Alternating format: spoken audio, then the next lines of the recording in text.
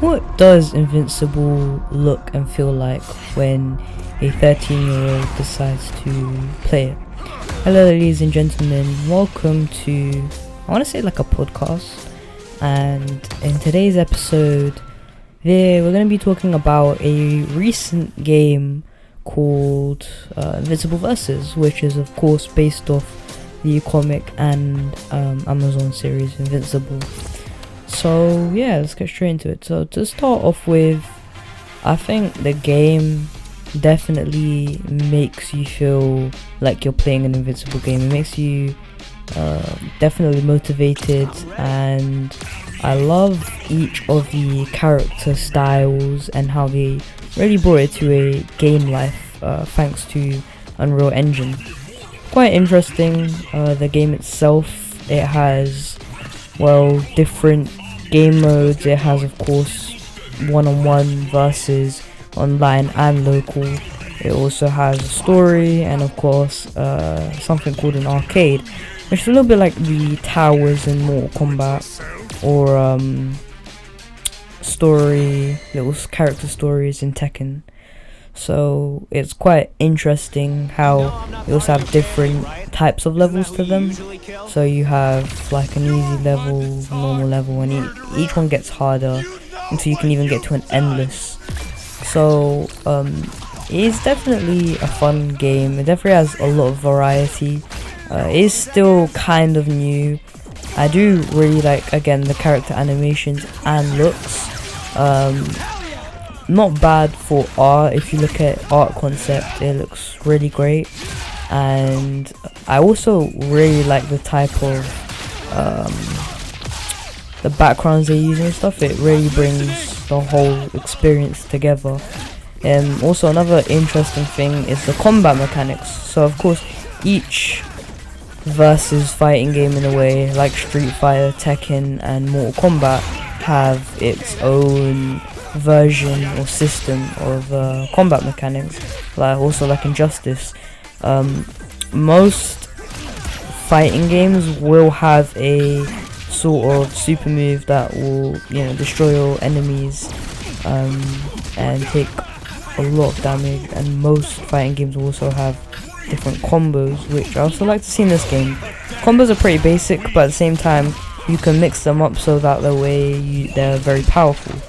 Another thing is at the top towards your health bar, just below that with the 3 bars, that is in a way your power boost, which means once pressing that button, which is R2 on a PS5 controller or the bottom trigger on an Xbox controller, you press for example X or A, it's kind of a boosted version of the original button or combat mechanic. So it's very overpowered, and I do spam it a lot.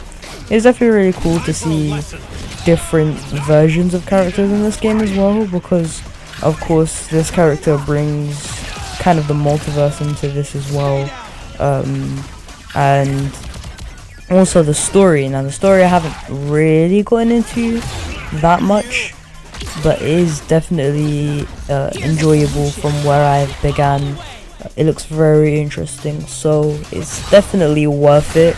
This game's definitely worth it getting if you're a fighting game fan. If you're not a fan, don't get it. You'll definitely rage out, and if you have no patience, you're definitely going to rage out, and you'll probably smash a controller against the wall, because I'm pretty sure I've already done that 3 times. So yeah, I'm kind of disappointed with the character roster, because I'm kind of an Invincible fan. I don't know that much lore and stuff. I do know a few things about the comics, but I would really like it if they made the roster a bit bigger and they added some crazy characters like Frag, Multiple, although I think Multiple would be very similar to the Duplicate, even Zoe, Tech Jacket, and it would be nice if we had 2 variations, being a female, which would be Zoe, and of course the male one, which is Zack. And it's interesting how they lack some characters because they have some crazy characters that we barely see in the show, that we like only see for one episode, like kind of like Powerplex, and even the Elemental, which we've literally never heard of within the series, right? And I've barely heard or seen her in the comics. So another person they could probably add is Oliver. I know it'd probably be a useless little twit, but it'd be interesting if we did have him, and it'd be a crazy combo if you had Mark, Omni-Man, and Oliver all together. I think another character they should probably add is Donald. I'd like to see Donald in the game, or even if he like popped up as a little cameo when you press the move as Cecil. Yeah. So I'd also like to see a few people from the Viper, the Cobra clan, whatever it's called, like King Cobra, or those characters. Another thing I'd also really like to see in the roster, since there's only 20 characters, which is kind of sad, but I'd like to see some of the original and new Guardians of the Globe. For example, War Woman, even though I really don't like her. Green Ghost would actually be very useful. I would think of a few ways to use her, combat mechanics and stuff in the game. Same for Red Rush. I think Red Rush would definitely be a good speed character in the game. And Darkwing. And again, it'd be nice if there was 2 variations of the original Darkwing and of course the new Darkwing. So yeah, I'd like to see that stuff. It'd be interesting. And to be fair, I don't care about the fish guy from the original Guardians of the Globe. No one cares about that guy.